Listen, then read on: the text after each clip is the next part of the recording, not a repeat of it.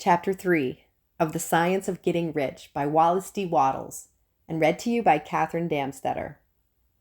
Is opportunity monopolized? No man is kept poor because opportunity has been taken away from him, because other people have monopolized the wealth and put a fence around it.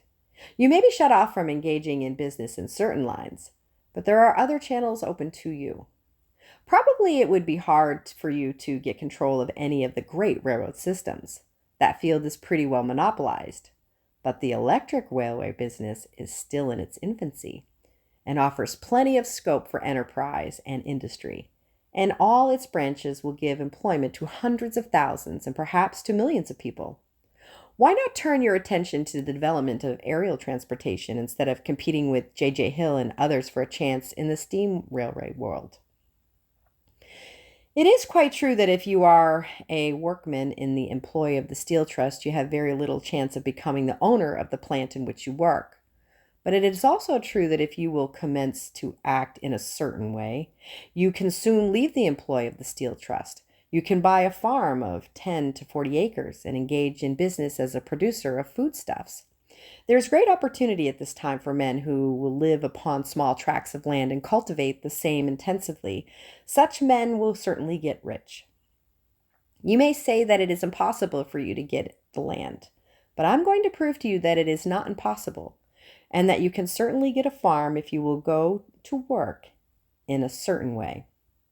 At different periods, the tide of opportunity sets in different directions, according to the needs of the whole and the particular stage of social evolution which has been reached.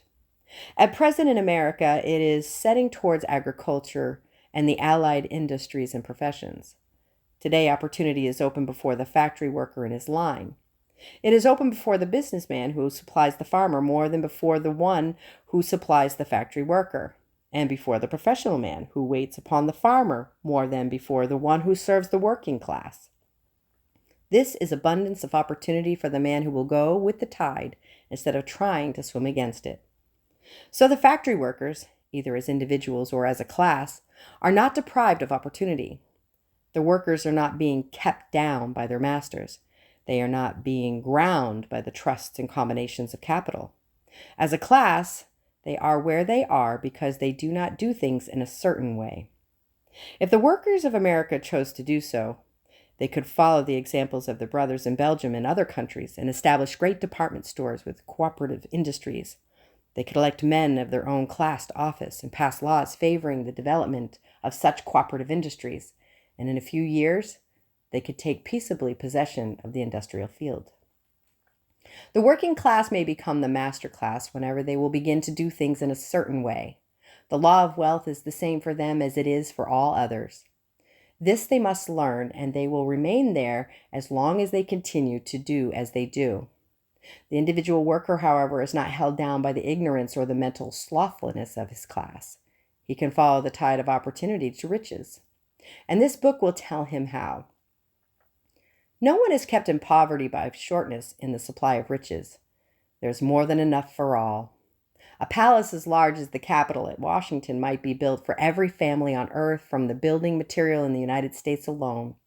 And under intensive cultivation, this country would produce wool, cotton, linen, and silk enough to clothe each person in the world finer than Solomon was arrayed in all his glory, together with enough food to feed them all luxuriously. The visible supply is practically inexhaustible, and the invisible supply really is inexhaustible. Everything you see on earth is made from one original substance, out of which all things proceed.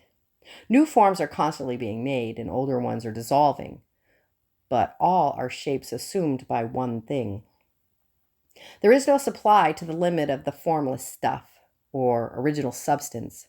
The universe is made out of it, but it was not all used in the making of the universe. The spaces in, through, and between the forms of the visible universe are permeated and filled with the original substance, with the formless stuff, with the raw materials of all things. 10,000 times as much has been made and might still be made, and even then we should not have exhausted the supply of universal raw material. No man, therefore, is poor because nature is poor, nor because there is not enough to go around. Nature is an inexhaustible storehouse of riches. The supply will never run short. Original substance is alive with creative energy and is constantly producing more forms. When the supply of building material is exhausted, more will be produced. When the soil is exhausted so that foodstuffs and material for clothing will no longer grow upon it, it will be renewed or more soil will be made. When all the gold and silver has been dug from the earth, if man still is in such a stage of social development that he needs gold and silver, more will be produced from the formless. The formless stuff responds to the needs of man. It will not let him be without any good thing. This is true of man collectively. The race as a whole is always abundantly rich. And if individuals are poor, it is because they do not follow the certain way of doing things which makes the individual man rich. The formless stuff is intelligent. It is stuff which he thinks. It is alive and is always impelled towards more life. It is the natural and inherent impulse of life to seek to live more. It is the nature of intelligence to enlarge itself, and the consciousness to seek to extend its boundaries and find fuller expression. The universe of forms has been made by a formless living substance, throwing itself into form in order to express itself more fully. The universe is a great living presence, always moving inherently toward more life and fuller functioning. Nature is formed for the advancement of life. Its impelling motive is the increase of life. For this cause, everything which can possibly minister to life is bountifully provided. There can be no lack unless God is to contradict himself and nullify his own words. You are not kept poor by lack in the supply of riches. It is in fact, which I shall demonstrate a little farther on that the resource of the formless supply are at the command of the man or woman that will act and think in a certain way.